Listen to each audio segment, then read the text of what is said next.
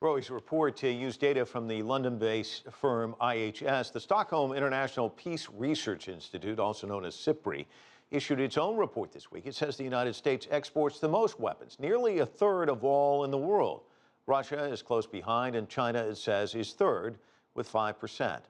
A commentary in China's Xinhua news service takes issue with that, saying China's ranking was pushed up to serve the West's China threat theory and to impose pressure on China. It says China was virtually tied with countries like Germany and France. The commentary continues that it is reasonable and natural that China's arms exports have been growing, given the economic and technological growth. Xinhua says China follows its principles in arms exports and will never cast a threat to any other countries through arms sales. So what do we make of all of this, and why is the business of military arms trade booming? Joining me live from the state of Idaho, located in the northwestern United States, is Stephen Yates. He's the CEO of the business advisory firm, DC International Advisory. He was also deputy assistant to U.S. Vice President Dick Cheney on national security affairs. Thanks so much for joining us, Stephen. Take us inside this international arms trade. The United States, Russia, overwhelmingly the biggest exporters. Who are their buyers, and what are the hot items? Well, the buyers would be a different group, depending on who the seller is. From a U.S. point of view, a lot of what the United States sells would go to allies under the simple proposition that more capable allies can help deter threats from emerging and minimize the need for the United States to intervene itself in keeping threats abroad before coming to our shores. And so there also are things in these defense sales that would be in intelligence and warning, basically passive systems to help monitor things, together with offensive systems to respond when needed. So from a U.S. point of view, it would be a big mix led by sales to allies, and you'd probably look at those who are most concerned about uncertainty, perhaps in the Middle East, as the growth in recent years.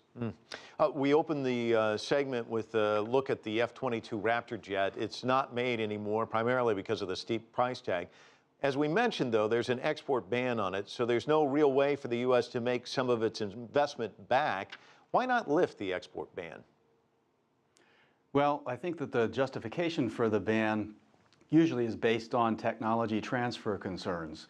Of course, we want to reserve the most advanced technology and communication systems for our own national interests and defense.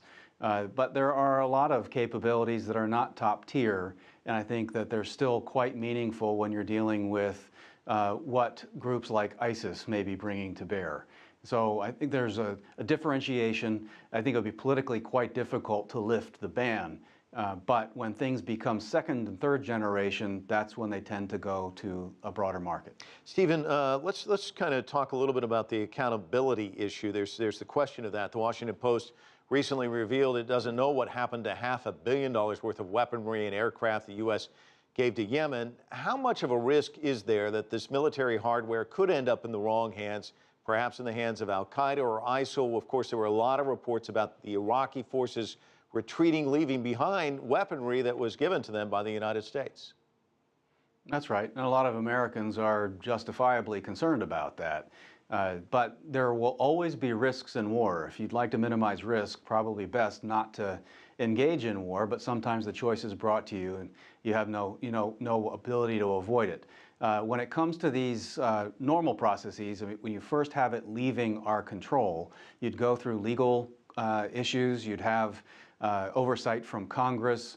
It's pretty rigorous, and sometimes it really delays things a good long ways, and that's a competitive advantage for Russia and China if they can come to market faster in some of these areas. But once it's in the field of combat, you just can't know how things are going to go. And so when you have an outgrowth of a movement like ISIS and overrunning Iraqi trained forces and they leave things behind, they can fall into the wrong hands. What's the real purpose of arms sales? Is it for the profits, to extend a country's sphere of influence, something else perhaps? Well, from a national interest point of view, it's not for profit. From a national interest point of view, first, it should be advancing a policy or national security interest of the United States. And then second, it should be bolstering the ability of allies to deter conflict and then, if necessary, to defeat something abroad before the United States needs to intervene itself. That's the ideal, that's the starting place. But once it gets into a broader market where it's not the United States government making decisions about things, then it gets a little bit more mixed. When you heard Roey's report, and one of the people we interviewed saying that there's this capitalist model that they have to grow things by 7%, have to get those profits. Of course, we're talking about money and paying for it, but it's also paid for in lives. Is there a dilemma there at all? Well, there is a dilemma, but it cuts both ways, because you can justify military sales in increasing deterrence to avoid conflict. I mean, if you have, say, a very well-trained and fortified Japan, there may be less conflict with Japan. If you have a very well-fortified Saudi Arabia, perhaps Iran or ISIS or others won't see the value in going after targets in Saudi Arabia. There are different ways you can go after this that can make the argument of stifling conflict, but of course when conflict breaks out, people will see that these weapons have a lethal purpose, and they'll take in the full measure of the destruction they can bring. Stephen Yates joining us from Idaho. Can't thank you enough.